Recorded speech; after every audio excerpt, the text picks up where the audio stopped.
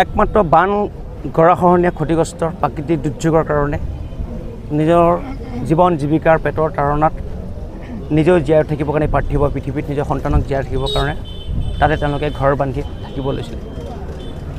চৰকাৰে তেওঁলোকক উচ্ছেদ কৰিছে, কিন্তু আমি বাৰে বাৰে কৈছিলোঁ চৰকাৰক উচ্ছেদৰ পূৰ্বে এটা সংস্থাপনৰ ব্যৱস্থা কৰক। কল্যাণকামী চৰকাৰৰ যিটো মূল চৰিত্ৰ, এই চৰিত্ৰ কিন্তু চৰকাৰে বজাই নাৰাখিলে।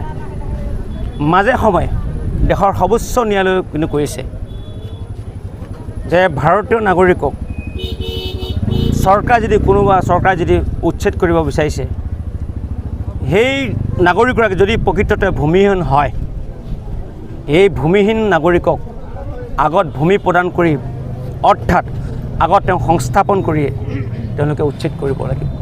কিন্তু হাছিলা বিলত সম্পূৰ্ণ এটা ওলোটাৰ ছবি আমি দেখিব পালোঁ। এতিয়া বিয়াগুম পুলিচৰ বেৰিকেড আৰু অসম চৰকাৰখনে সংখ্যালঘুসকলক বহুত দিনৰ পৰা লক্ষ্য কৰি লৈছে।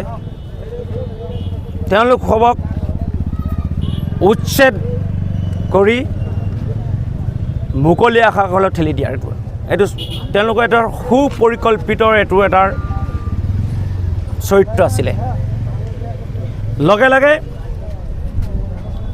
তেওঁলোকে সংখ্যালঘুক উচ্ছেদ কৰি এটা শক্তিশালী অপাৰেশ্যন বুলি এটা সমগ্ৰ অসমত এটা মেছেজ দিব চেষ্টা কৰিছে।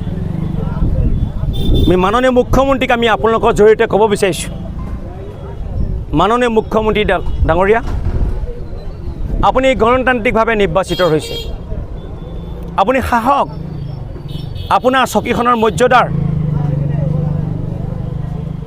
বহুত বেছি তুলনাবিহীন আপোনাৰ মৰ্যাদাৰ চকীখনৰ, কিন্তু শেহতীয়াকৈ আপুনি যিখিনি কাম কাজ কৰিছে, সংখ্যালঘু মানুহক দিনতে উচ্ছেদ কৰি পেলাই সেই উচ্ছেদিত ঘৰটোত থকাৰ গৰ্ভৱতী মহিলাগৰাকী, কণ কণ শিশু, সেই ঘৰটোত থকাৰ শয্যাগত অৱস্থা থকা সেই ৰোগীক টানি আজুৰি চুচৰি বাহিৰত পেলাই দি এই গৰমৰ মাজত মাজে মাজে বৰষুণ, মুষলধাৰ বৰষুণত ভিজাই পেলাই আপুনি উচ্ছেদ কৰিছে। আপুনি বুলডোজাৰ নীতি গ্ৰহণ কৰিছে।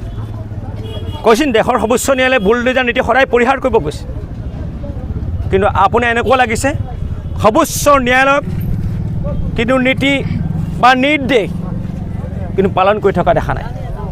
কিন্তু আমি এই কথাটো অনুমান কৰিব লৈছোঁ যে আমাক এনেকুৱা লাগিছে এই 2026 কিবা ৰাজনীতি কিবা খেলা আছে নেকি, এই কথাটো তেনেকুৱা লাগিছে।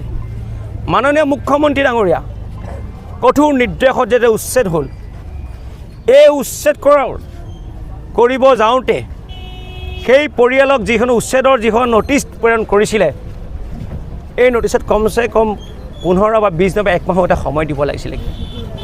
তেওঁলোকৰ সেই ঘৰখনত থকাৰ যি আচবাব বা সামগ্ৰীখিনি উলিয়াই আনিবৰ কাৰণে কোনো এটা সময় নিদিলে। আগদিনাখন উচ্ছেদৰ নটিচ, আগদিনাখন উচ্ছেদৰ নামত এখন ডাঙৰ বেনাৰ লগাই দিছে, পিছদিনাখন শক্তিশালী বুলডোজাৰ তেওঁ লগাই দিছে, শক্তিশালী এটা বেৰিকেড লগাই দিছে। এইটো এটা চূড়ান্ত অন্যায়।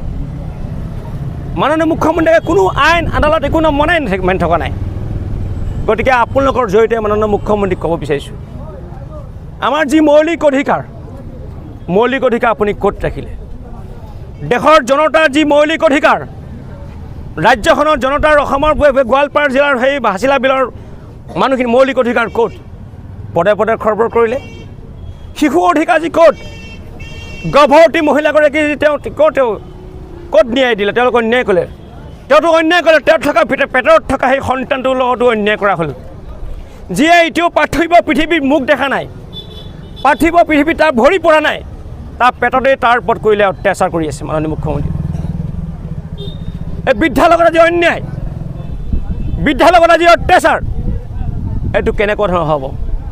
আমি আপোনালোকৰ যদি ক'ব বিচাৰিছোঁ, মাননীয় মুখ্যমন্ত্ৰী আজি সমগ্ৰ অসমতে আমচুৱে প্ৰতিবাদ কৰিছে, শক্তিশালী আন্দোলন কৰিছে, আন্দোলনৰ জৰিয়তে আমি আপোনালৈ এটা আহ্বান কৰিছোঁ, আপোনাৰ যদি তেনেকুৱা চৰকাৰী ভূমি কোনোবা সংখ্যাগুৰুৱে নহওক কোনোবা যেনে বেদখল কৰিছে, সেই সংশ্লিষ্টৰ পৰিয়ালটো সঁচা অৰ্থত যদি ভূমিহীন হয়, আপুনি ভূমি প্ৰদান কৰি ভূমি সংস্থাপন কৰি এটা উচ্ছেদ তাত আমচু ক'বলগীয়া নাই। তেনে উচ্ছেদক আমচুৱে কোনো কাৰণে কেতিয়াও বিৰোধ নকৰে। কিন্তু আমি এটা কথা উমান পাইছোঁ,